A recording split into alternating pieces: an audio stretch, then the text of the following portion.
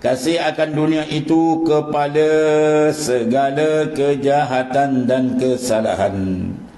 Manusia terjebak dalam kesalahan, terperangkap dengan kejahatan, dibelenggu oleh maksiat. Sebab apa?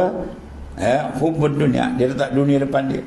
Dia tak kira rasuah tak rasuah ke apa semua, dia gembat dan haram-haram dia sapu. Sebab apa? Dia letak hub.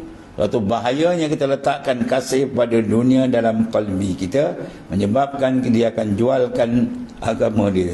Jami'u dinahu bi'ardi minad dunya, dia jualkan agama dia dengan dunia yang tak ada nilai, kata baginda sallallahu alaihi wasallam. Jadi dalam hati kita jangan letak kasih pada makhluk, letak kasihnya kepada Allah Ta'ala. Makhluk kita kasih yang muqayyad, ada kait. Kalau kasih itu berkait dengan Allah Ta'ala, itu tak perlu. Kita kasih pada Rasul semua sebab Rasul membawa ke jalan Tuhan. Kita kasih pada sahabat semua, mereka ni adalah orang yang bertanggungjawab membawa, meluaskan agama sampai pada kita ini. Itu mana ada kasih dengan agama.